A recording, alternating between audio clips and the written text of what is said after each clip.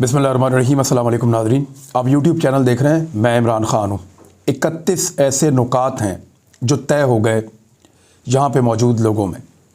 OIC के जितने नुमाइंदगान पाकिस्तान पहुँचे थे और जितने मुल्कों के लोग यहाँ मौजूद थे, ये पाकिस्तान के लिए एक बहुत बड़ा ऑनर है। एक वक्त था कि पाकिस्तान को इस तरह की अहमियत नहीं दी जाती थी।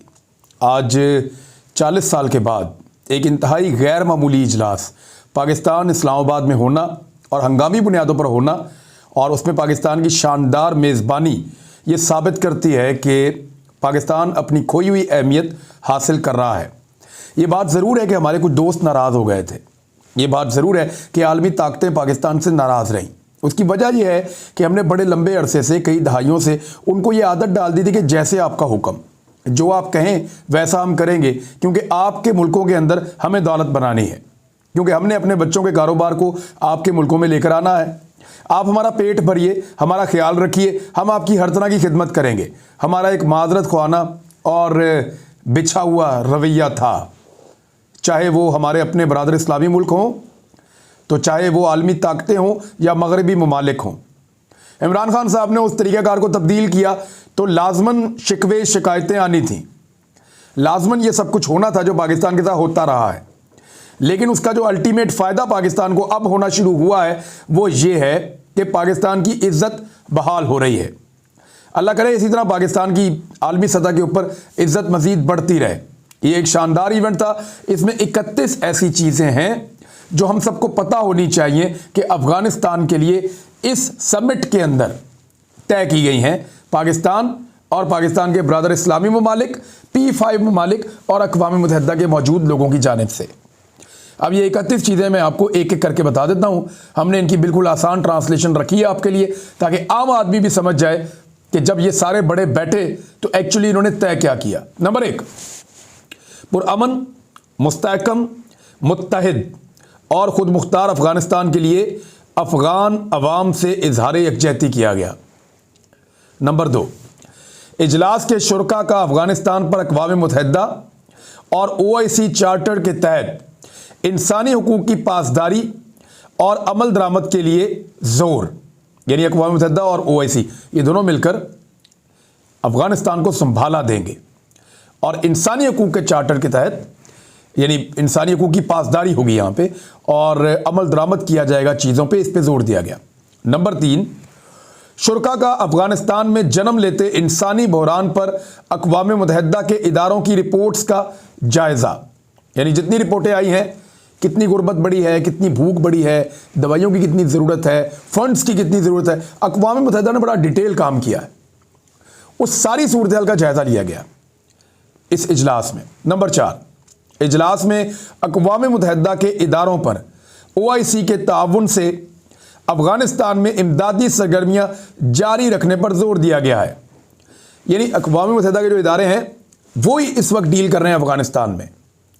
अब OIC उनकी मावनत करेगा, पैसा मुसलमान मुल्क देंगे, अक़वाम मुत्तहिदा को साथ शामिल करेंगे और फिर उस पैसे को अफ़गानिस्तान में खर्च किया जाएगा। एक्चुअली मुसलमान मुल्क ज़रा डर भी गए हैं।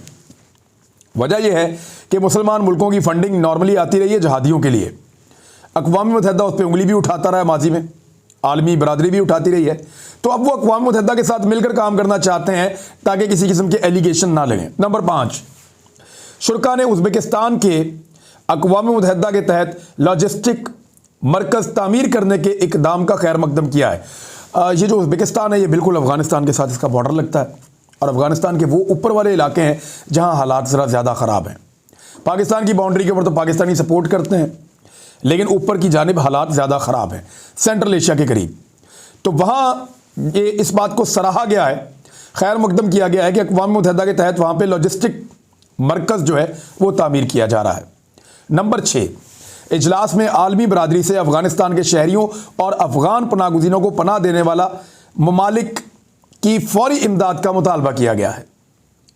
नंबर 7, शुरका ने इत्तफ़ाक़ किया कि आलमी बरादरी अक़वाम मुत्तहिदा सिक्योरिटी कौंसिल से मुतालबा करे कि आलमी पाबंदियाँ इंसानी इमदाद की राह में रुकावट नहीं बननी चाहिए।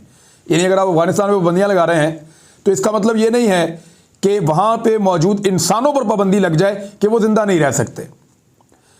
अफगानिस्तान की हुकूमत को डील करना है तो करें, लेकिन उन 4 करोड़ लोगों की जिंदगी का एहसास भी करें, इसका यह मतलब है। नंबर 7, इजलास में इत्तफाक किया गया कि अफगानिस्तान से आलमी बरादरी का मुसलसल राब्ता रखा जाएगा और यह रहना चाहिए ताकि अफगान अवाम के लिए इंसानी इमदाद की फराहमी को यकीनी बनाया जा सके। नंबर 9, शुरका ने इत्तफाक किया कि OIC अफगान अवाम को इंसानी इमदाद फराहम करने के अमल में कलीदी किरदार अदा करती रहेगी।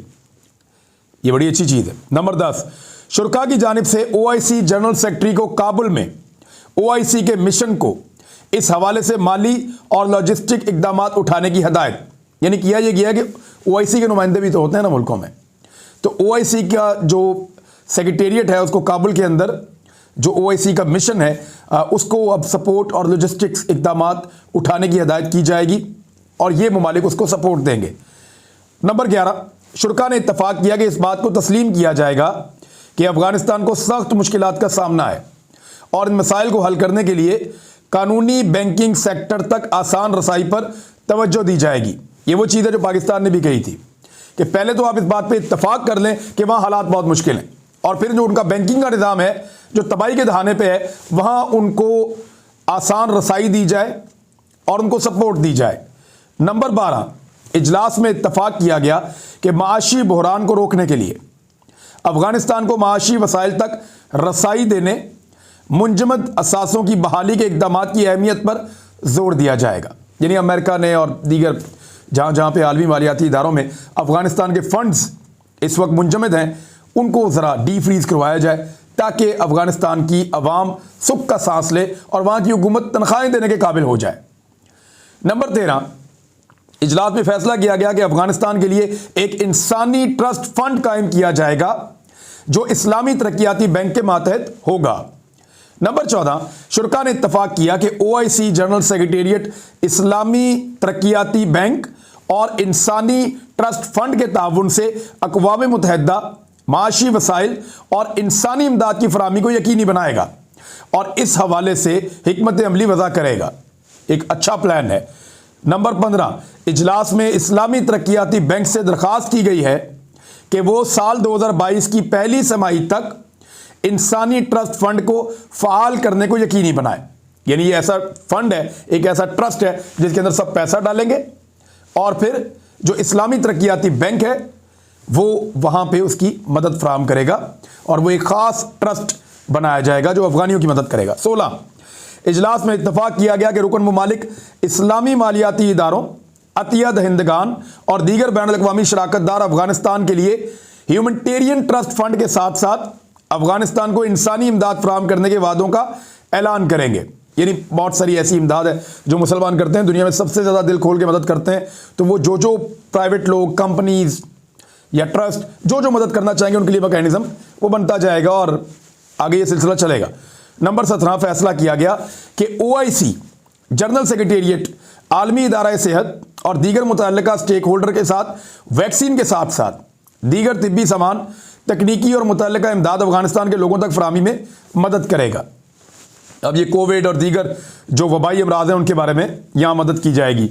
नंबर 18, इजलास अफगानिस्तान फूड सिक्योरिटी प्रोग्राम शुरू करने का फैसला करता है और Islamic organization for food security, ये एक इदारा है जो मुसलमानों ने बनाया है फूड सिक्योरिटी के लिए, उससे दरख्वास्त करता है कि जब ज़रूरी हो तंजीम के ग़िज़ाई तहफ़्फ़ुज़ के ज़ख़ायर की सलाहियत को इस्तेमाल करते हुए इस सिलसिले में ज़रूरी इक़दाम किए जाएँ। यानी इनके पास फूड स्टोरेज होता है बहुत ज़्यादा मुसलमान मुल्कों की मदद के लिए, तो ये इसको इस्तेमाल कर सकते हैं अफ़गानिस्तान में ग़ज़ाई किल्लत से निमटने के लिए। 19, OIC के रुकन ममालिक बैनुल-अक़वामी अतिया दहिंदगान, अक़वाम मुत्तहिदा के फंड्स और प्रोग्राम्स और दीगर बैनुल-अक़वामी इदारों की हौसला अफजाई करते हैं कि वो अफ़गानिस्तान फूड सिक्योरिटी को यकीनी बनाए। यानी दीगर जो स्टेक होल्डर्स हैं बैनुल-अक़वामी उनको भी लाएं, सिर्फ मुसलमान इसमें ना रहें। नंबर 20, OIC के सेक्रेटरी जनरल से अफ़गानिस्तान के साथ साथ पड़ोसी ममालिक में अफ़गान पनागुज़ीनों को ज़रूरी इंसानी और इक़्तिसादी इमदाद फराहम करने के लिए डोनर मालियाती इदारों के साथ मशगूल होने के लिए अपने मुतालबे का आदा करता है। यानी पाकिस्तान में, अफ़गानिस्तान में, अफ़गानिस्तान से ईरान में, पाकिस्तान में, सेंट्रल एशिया के मुल्कों में अफ़गानी हिजरत करके गए हैं अब वो जो बहुत बड़ी तादाद में मिलियंस में वहाँ पे मौजूद हैं, उनकी इमदाद के लिए भी एक तरीक़ाकार। 21 रुकन ममालिक बैनुल-अक़वामी बरादरी बशमूल अक़वाम मुत्तहिदा बैनुल-अक़वामी तंजीमों और बैनुल-अक़वामी मालियाती इदारों से फौरी तौर पर अपील करते हैं कि वो पॉलिसी टूल्स के तौर पर अफ़गानिस्तान के लिए हर मुमकिन और ज़रूरी बहाली, तामीर नौ, तरक्की, माली, तालीमी, तकनीकी और मादी इमदाद फराहम करते रहें। नंबर 22, ये वैसे पाकिस्तान ने भी ये तजवीज़ दी थी।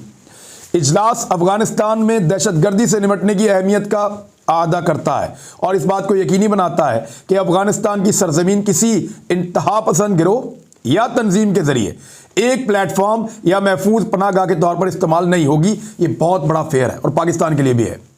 23 इजलास अफ़गानिस्तान से तमाम दहशतगर्द तंजीमों बिलखसूस अलकायदा, दाइश और इससे वाबस्ता तंजीमों ETIMO और TTP तरीके तालिबान पाकिस्तान के खिलाफ ठोस इकदाम करने का मुतालबा करता है। ये बड़ी कामयाबी है पाकिस्तान की।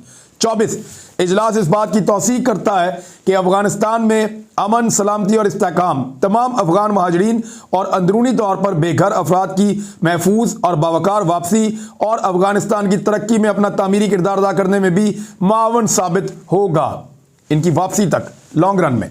25 इजलास बैनुल-अक़वामी बरादरी पर जोर देता है कि वो अफ़गानिस्तान में अमन और इस्तेहकाम की कोशिशों को बहाल करने के लिए मुल्क के अंदर और बाहर इश्तियाल अंगेज़ी के इम्कान और बिगाड़ने वालों के किरदार के खिलाफ मोहतात रहे। स्पॉयलर्स लाइक इंडिया या जो लोग अफ़गानिस्तान को छोड़ कर गए या इस खित्ते में और भी स्पॉयलर्स हैं। 26 इजलास अफ़गान हुकाम से मुतालबा करता है कि वो एक रोड मैप तैयार करके तमाम अफ़गानों बशमूल ख़वातीन और लड़कियों की अफ़गान मुआशरे के तमाम पहलुओं में शिरकत को तक़वियत दें, तमाम मकातब फ़िक्र और ख़वातीन ख़ास तौर पर। 27 इजलास दहशतगर्दी, मनशियात, स्मगलिंग, मनी लॉन्ड्रिंग, मुनज़्ज़म जराइम और बेकायदा नकल मकानी से दरपेश चैलेंजों से निपटने के लिए अफ़गानिस्तान के मुतल्लिका रियासती इदारों की ज़रूरी सलाहियत की तामीर नौ के लिए ठोस कोशिशों की ज़रूरत पर जोर देता है। यानी ये पाकिस्तान ने भी तजवीज़ दी कि अफ़गानिस्तान के इदारों को इतना मजबूत करें कि ये चीज़ें ना हो पाएँ।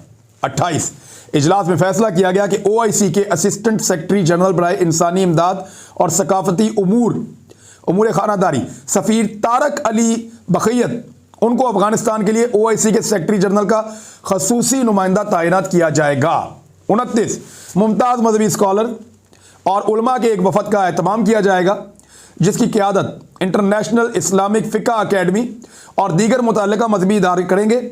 वफद अफ़गानिस्तान के साथ अहम मसाइल पर बातचीत करेगा जैसा कि रवादारी समेत इस्लाम में एतदाल, तालीम तक मसावी रसाई और इस्लाम में ख़वातीन के हुकूक। इन्हें वो ये चाहते हैं कि तालिबान पहले की तरह रिजिड ना हो, उस तरह की एक्टिविटीज़ ना करें जैसी पहले करते रहे हैं। तो आलमी जो उलमा इकराम का वफद है या इदारे हैं वो तालिबान के साथ मिलकर अब बातचीत करें और हमांगी पैदा करें। नंबर 30 इस्लामी तरक्याती बैंक और अफ़गानिस्तान के लिए इस्लामी ताउन तंजीम के सेक्रेटरी जनरल के खुसूसी एलची इस करारदाद पर अमल दरामद के लिए किए गए इकदाम के बारे में वज़राए ख़ारजा की कौंसिल के 18वें इजलास में रिपोर्ट पेश करेंगे। यानी ये जो डेवलपमेंट होगी उस पर रिपोर्ट पेश की जाएगी। और 31वां और आखिरी जो नुकता था वो ये था कि इजलास OIC के सेक्रेटरी जनरल से दरख्वास्त करता है कि वो 18वें इजलास में एक रिपोर्ट पेश करें जिसमें अफ़गानिस्तान में इंसानी और माशी सूरत हाल से निपटने के लिए इकदाम की निशानदेही की गई हो। ये 17वां इजलास है जो पाकिस्तान में हुआ है, तो 18वें के लिए ये तरीक़ाकार जो है किया गया है कि उसमें बाकायदा रिपोर्ट पेश की जाएगी कि हमने कितना अमल दरामद किया है। तो नाज़रीन, ये वो 31 नुकात हैं जिन पे पाकिस्तान ने जोर दिया, बाकी ममालिक ने तजावीज़ दी और तय पा गया कि अफ़गानिस्तान को इस तरीके से मुसलमान मुल्क मदद देंगे। आलमी बरादरी से क्या कुछ दरकार है, अक़वाम मुत्तहिदा को कैसे साथ लेकर चलना है, यानी सबका रोल डिफाइन हो गया कि मुसलमान मुल्क क्या करेंगे, किस तरीके से करेंगे और किस किस की ड्यूटी होगी। मुसलमान मुल्क मगरिब को कैसे कायल करेंगे और उनसे कैसे डील करना है, ये भी तय हो गया। अक़वाम मुत्तहिदा से कितनी मदद चाहिए, किस तरीके से ली जाएगी और हम फंडिंग कैसे करेंगे, ये भी तय हो गया है। और तो और ये भी तय हो गया है कि अफ़गानों को या अफ़गानिस्तान की तालिबान हुकूमत को कौन सी जिम्मेदारियां पूरी करनी है और उसके लिए उनको क्या मावनत फ्राहम की जाएगी। तो ये एक डिटेल OIC की मीटिंग थी, एजेंडा बड़ा शानदार था और आउटकम भी बहुत अच्छा है। देखना यह है कि अफ़गानों की कितनी मदद कर पाते हैं, क्योंकि हम सिर्फ अफ़गानों की मदद नहीं कर रहे, actually we are helping ourselves. अब तक ले इतने, अपना ख्याल रखिएगा, अपने इस चैनल का भी। अल्लाह हाफ़िज़।